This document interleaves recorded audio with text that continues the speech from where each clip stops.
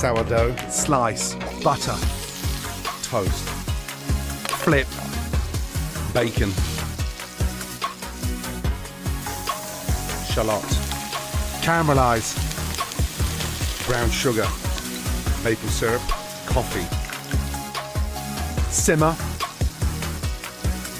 assemble, bacon jam, soft scrambled eggs, chives, flaky salt, bacon jam toast, done.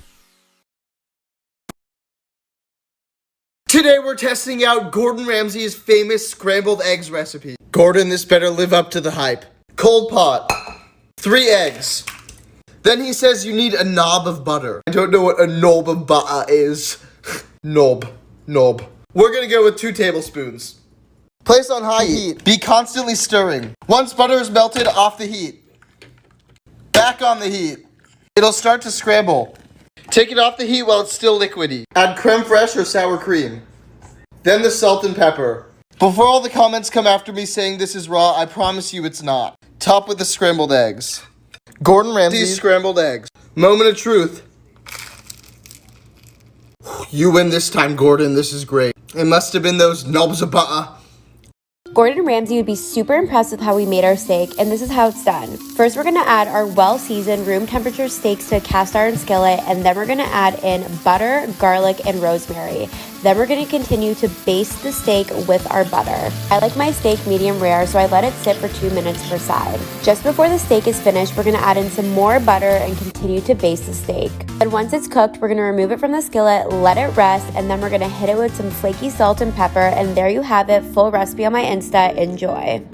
You know we love you, Gordon Ramsay, so obviously we had to test out your recipe for the most amazing Hot Ones inspired wings. We started with 2 pounds of chicken drumettes, which we then seasoned with several spoonfuls of garlic powder, a teaspoon of kosher salt, followed by a generous sprinkle of smoked paprika to give the wings a nice richness without adding too much heat. We mixed the chicken wings and seasonings together to get a nice coating, then sprinkled a little more smoked paprika, garlic powder, and salt on top for good measure. Next we heated about 1 tablespoon of vegetable oil in an oven-safe skillet over medium-high heat and added our wings, making sure each one had direct contact with the pan. We made sure to flip the wings around so all the sides got a nice sear, then gave them a little fancy toss to try to impress Chef Ramsay. Now to cool the pan down a little and also add flavor and richness, we added a couple knobs of butter. Once the butter was melted and a bit of a sauce was forming, we seasoned with freshly cracked black pepper. After another fancy toss, it was time to bake these in a preheated 375-degree oven for 15 minutes. When they were done, we transferred the wings to a large bowl, then spooned some of the pan sauce over top. We also added some Frank's Red Hot Sauce, plus a couple more knobs of butter and another spoonful of pan sauce. We then gave the wings another toss, then transferred to a clean bowl to serve. We'd love to know how we did with this recipe, so please tag Gordon Ramsay in the comments.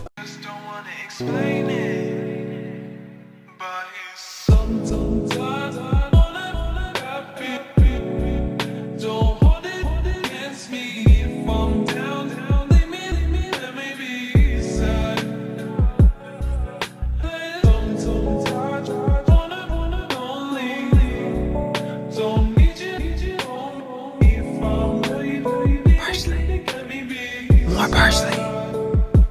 Even more parsley. You thought it was done? More parsley!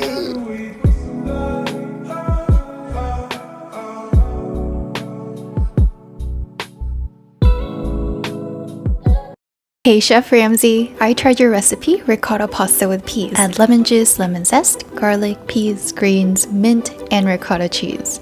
Season with salt and pepper. Blend and drizzle in your olive oil. You can get the full recipe from his mobile game Chef Blast. Taste it and then season it.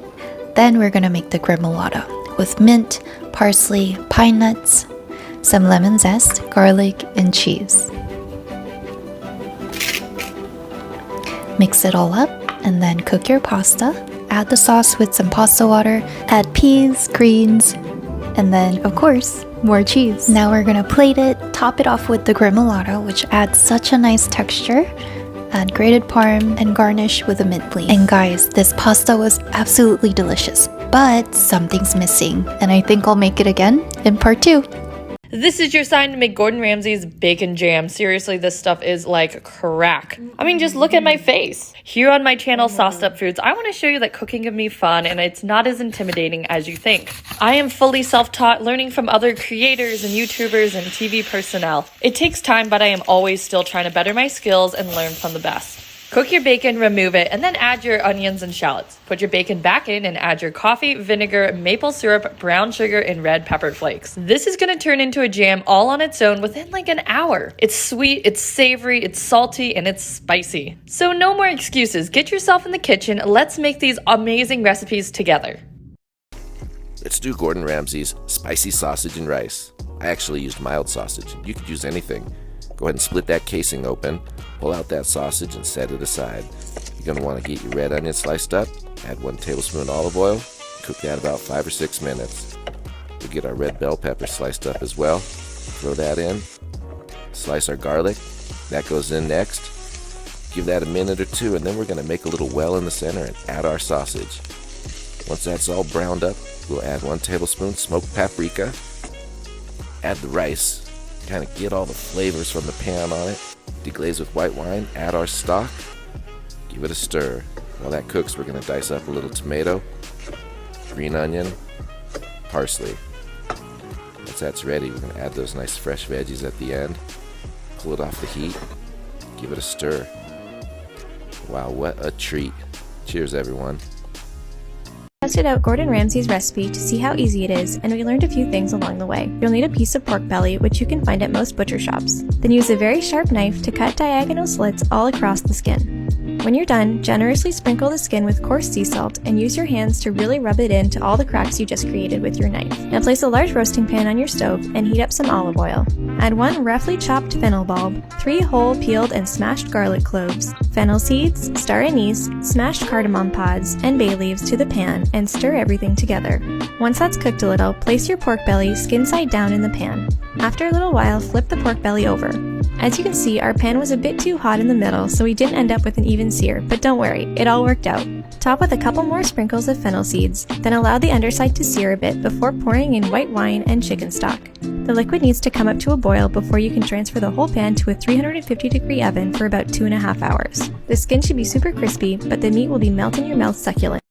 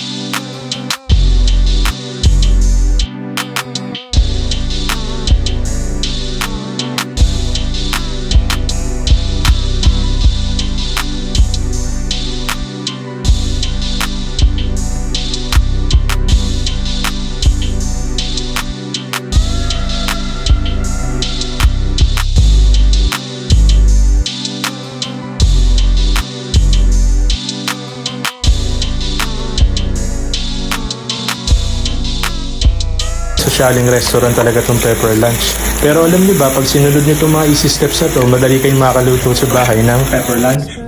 Sa beef, okay lang naman yung local. As long as slice natin siya na manipis, and lagyan natin ng baking soda.